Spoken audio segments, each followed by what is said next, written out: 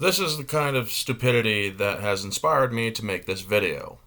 Welcome back to Orange Hat Reviews, everyone. Hope you're all having a wonderful day. I am going to be giving a detailed analysis because it's required at this point, because people continue to rag on the Prey movie and claim it's woke, even though the movie was not woke. How they continue to discard facts that are important to the full context of their own comparisons and their own idiotic analysis, that they continue to push away any sort of argument because they are so sure that they are right. Well, here is a meme. A highly skilled badass, or a team of highly skilled badasses with years of experience had almost no chance versus a predator. A girl with almost no experience beats a predator alone. This is what's known as, well, some people will call it a joke, but there are some people who are using it as ammunition or justification for their own thoughts of how this movie, Prey, was woke. Yet this picture here is one of the most inaccurate things you will see in these arguments. There are many reasons and many differences to the Jungle Hunter from Predator 87 and the Feral Predator from Prey. And I'm going to break it all down because apparently it needs to be. First off, let's look at the people who went up against the Jungle Hunter. You didn't just have Dutch's team here. You also had 6 Green Berets, 3 of them which got skinned alive. The other 3 had their skulls taken as trophies. You had then Dutch's team. This speaks to an extremely highly skilled Jungle Hunter, a highly skilled Yautja who has trained and fought and hunted on Earth in the past. This is a hunter who is extremely skilled, also known as blooded. You can only hunt humans if you are blooded. This one is taking out humans, skinning them, and all of that. He takes out 3 Green Berets, and then the other 3 who put up taking up positions, firing in all directions, and still was able to take them down without or with very minimal damage, if any. That speaks to skill. That speaks to being able to handle yourself. Not to mention that, or when the Predator took out Jim Hopper and his team, he may not have even used his plasma caster, his ranged weaponry. You didn't see the 3 skinned individuals with any sort of dismemberment. They were all intact with the exception of their skin and intestines, which fell out of their bodies because there was no skin to hold them in. However, you now have the Feral Predator, who got injured by a wolf, who got injured by a bear, who got injured by the hunters, the fur trade hunters, who got injured by Naru, who got injured by her brother Tabe, and who got injured by the other Comanche warriors. Now, when Dutch went up against the Prey, or the Predator, this Predator had only used his medkit once to take out a couple of rounds that got put into his leg by Mac. Mac and Dutch were the only ones to truly harm this Predator in 1987. And it wasn't from the minigun, because the minigun would have torn up the Predator a lot more. It was from his other rifle. Before he even pulled out the minigun, that Predator was gone. So yeah, he had a few bullets in his leg that he needed to dig out and then shoot up and then take care of. Where you have the Feral Predator, his arm got caught in a bear trap. When he stepped in a bear trap, they tripped him up, and his arm gets caught into a bear trap. You have his own combi stick or telegraph spear plunged through the back of his shoulder and through his chest or the front, where he had to rip that out. You had him get his leg attacked by the wolf that he interrupted that hunt. When he fought the wolf, the bear tore into his shoulder. He got shot in the back or into his other shoulder by the hunters. He was constantly getting hit with arrows from Tabe when Tabe went up close to fight it, after putting the weapon through his shoulder. And, not to mention, also cracking it over the head once with that weapon to knock its helmet off. You're telling me that these things do not wear down a predator? Yes. You also have the skilled predator, but we will go back to that. Not to mention when it finally fought Naru, this thing had a bullet pass through its brain and its cranial cavity to knock off the helmet that was on its face.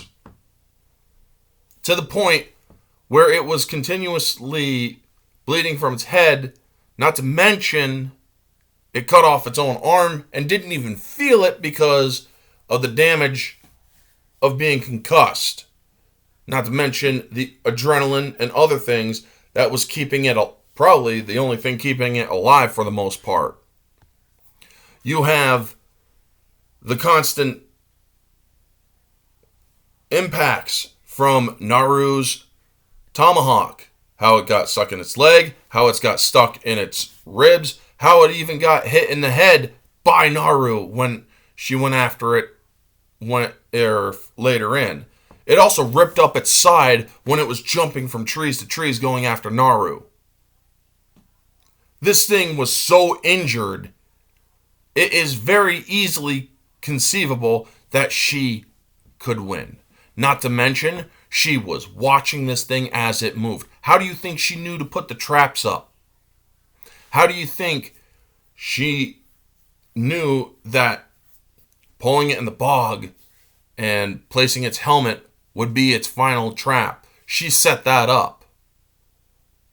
She knew how to handle this thing because she also found out earlier that its helmet or its laser and its weapon were linked, because wherever that laser pointed, the arrows went. Not to mention that Predator also had a humongous gash in its foot by one of the other Comanche warriors. It also got stabbed a little bit in the back by one of the other Comanche warriors. These are all things that take its toll on an unseasoned hunter.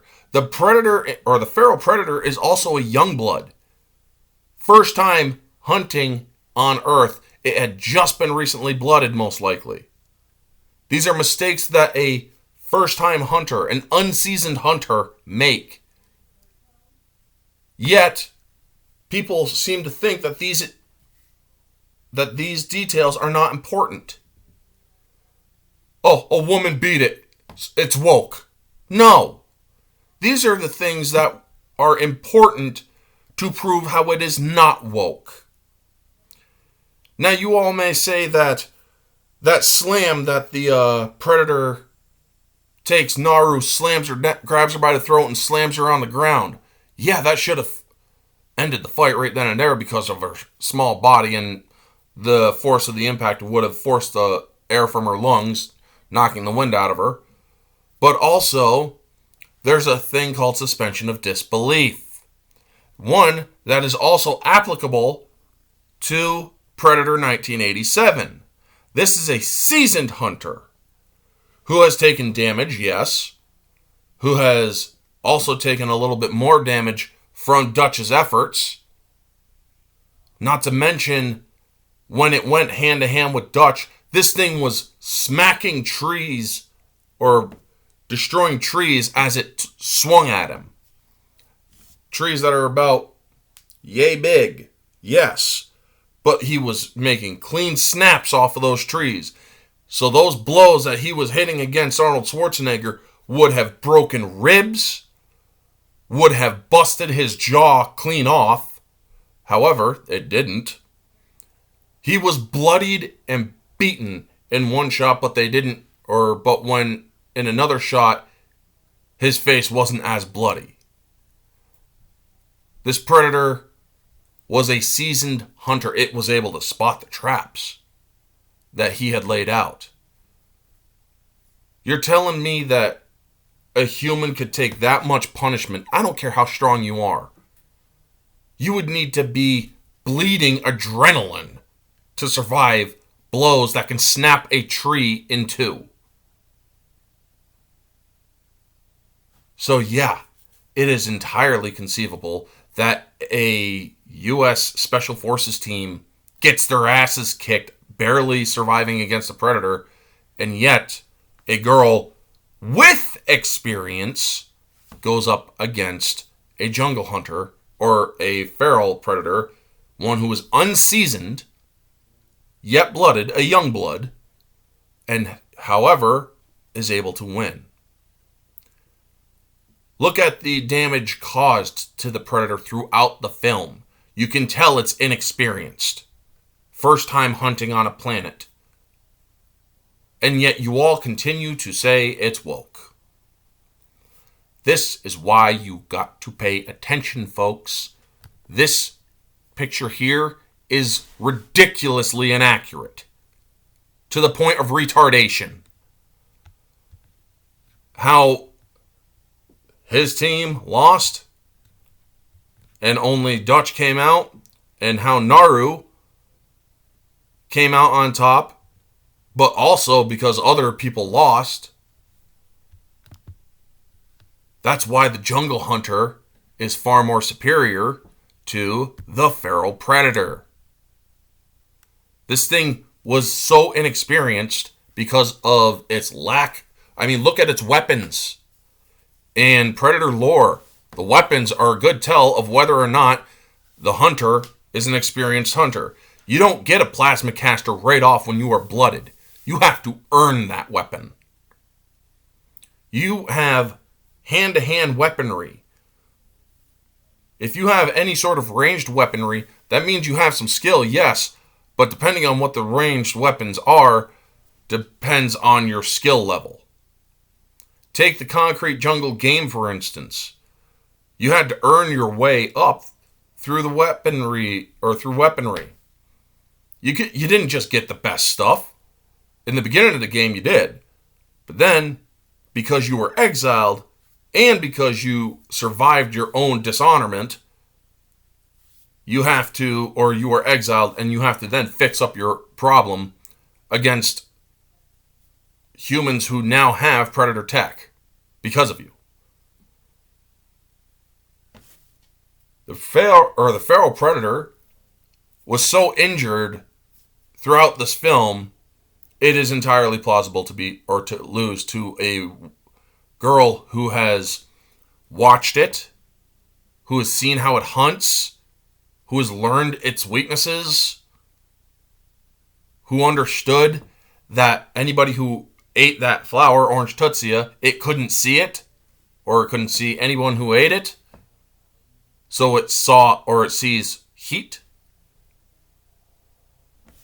So yeah, it is entirely possible for Naru to win, where if she went up against a seasoned hunter, like the jungle hunter, there's absolutely no chance she would have won.